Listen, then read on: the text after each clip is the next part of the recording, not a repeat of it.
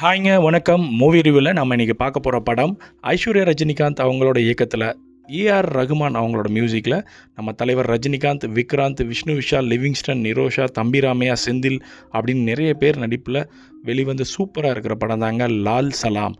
இந்த லால் சலாம் அதோட மைய கருத்து அப்படின்னு பார்த்தீங்கன்னா 1992 டிசம்பர் 6 நம்ம எல்லாருக்குமே தெரியும், பாபர் மசூதி இடிக்கப்பட்ட தினம். அதை மைய கருத்தை வச்சு தான் இந்த படம் ஆரம்பிக்கப்படுதுங்க. ஆரம்பத்தில் அந்த அந்த அது இடித்ததுக்கப்புறம் இந்தியா ஃபுல்லாக அமைதியே இல்லை, எங்கே பார்த்தாலும் கலவரம்.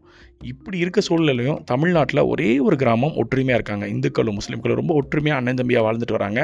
ஒரு அரசியல் குரூப் இருக்குங்க, அவங்க அரசியல் பண்ணுற பாலிடிக்ஸ் பண்ணுற குரூப் இருக்காங்க. அவங்களுக்கு இந்த ஊர் ஃபுல்லாக என்ன பண்ணுறாங்க, எலெக்ஷன் வந்தால் ஒட்டுமொத்தமாக யாரையாவது ஒரு ஆளை செலக்ட் பண்ணி அவங்க செலக்ட் பண்ணுற ஆளுக்கே இந்த இந்துக்களும் முஸ்லீம்களும் ஓட்டு போடுறாங்க.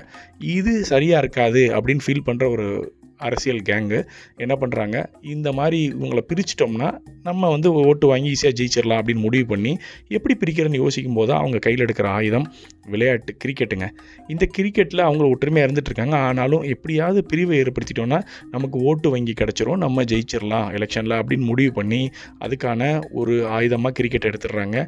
இந்த விஷயத்தை பொறுத்த வரைக்கும் லிவிங்ஸ்டனோட பையனாக இருக்கிறவர் நம்ம விஷ்ணு விஷாலுங்க. சின்ன பிள்ளையிலேருந்தே அவர் ரஜினிகாந்தோட பையனாக இருக்கிறது நம்ம விக்ராந்த். எல்லாருமே ஒரு குடும்பமாக ஒற்றுமையாக இருக்காங்க. சின்ன பிள்ளையிலேருந்தே விஷ்ணு விஷாலுக்கும் விக்ராந்துக்கும் ஒரு சின்ன சின்ன விஷயங்களில் மோட்டிவ் வர மாதிரி காமிக்கிறாங்க. அதுக்கப்புறம் நம்ம தலைவர் ரஜினிகாந்த் ஒரு தொழில் ரீதியாக மும்பை போய்ட்றாரு.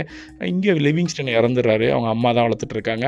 இந்த மாதிரி சூழல் போகும்போது கிரிக்கெட் டீமை பொறுத்த வரைக்கும் நம்ம விஷ்ணு விஷாலோட டீம் எப்போ பார்த்தாலும் ஜெயிச்சிடுறாங்க. ஒரு 50 மேட்ச் 100 மேட்ச்னு ஜெயிச்சிடுறாங்க. ஆப்போசிட் டீமால் ஜெயிக்கவே முடியலை. அந்த ஆப்போசிட் டீம் தான் முத கிரிக்கெட்டு இந்த ஊரில் ஆரம்பித்ததுக்கு காரணமான டீம். அந்த டீம் உடனே என்ன பண்ணுறாங்க, நம்ம எப்படியா ஜெயிக்கணும்னு சொல்லி விக்ராந்த் கால் பண்ணுறாங்க. அவர் கால் பண்ணி இந்த மேட்ச் நீ ஆடி எங்களுக்கு ஜெயிச்சு கொடு, அப்போ தான் நம்ம வந்து ஊர் மானத்தை காப்பாற்ற முடியும் அப்படின்னு சொல்லி ஏதோ ஒன்று பேசி கூப்பிட்டு வராங்க. இதில் முக்கியமான விஷயம் என்னென்னா, அப்போ தான் விக்ராந்த் வந்து ரஞ்சி ட்ராஃபி இதெல்லாம் ஆடி இந்தியன் டீமுக்கு செலக்ட் ஆக போகிறார். நம்ம கபில் தேவ் இருக்கார் இல்லையா, 1983 வேர்ல்டு கப் நமக்கு வாங்கி கொடுத்த மிகச்சிறந்த கேப்டன், அவர் இந்த படத்தில் நடிச்சிருக்கார் ஒரு கெஸ்ட் ரோலில். அவர் தான் நம்ம இவருக்கு விக்ராந்துக்கு கோச்சாக வராரு. அவரே வந்து ஒரு வாய்ப்பு வாங்கி கொடுக்குறாரு. இந்த மாதிரி அடுத்து வந்து இந்தியன் டீமில் இவர் போகிறதுக்கு மிகப்பெரிய வாய்ப்பு இருக்குன்னு சொல்லி. அந்த மாதிரி சூழலில் அவர் அவங்க அப்பாட்ட கூட சொல்லாமல் ஊருக்கு மேட்ச்க்காக வராரு. வந்த இடத்துல சின்ன கலவரம் ஆயிடுது மேட்ச்சில். அப்புறம் அடிச்சுக்கிட்டு இருக்கும்போது விஷ்ணு விஷாலும் விக்ராந்த் அடிச்சுக்கிறாங்க. நம்ம விஷ்ணு விஷால் அடிக்கும்போது விக்ராந்தோட கையில் ஒரு காயம் ஏற்பட்டுருதுங்க. ஹாஸ்பிட்டலில் கூட்டு போகும்போது அவங்க சொல்லிடுறாங்க கையை எடுக்க வேணும்னு சொல்லிடுறாங்க. அதுக்கப்புறம் ஊருக்குள்ளே மிகப்பெரிய கலவரம் ஆகிடுது இந்து முஸ்லீம்கள் இடையில்.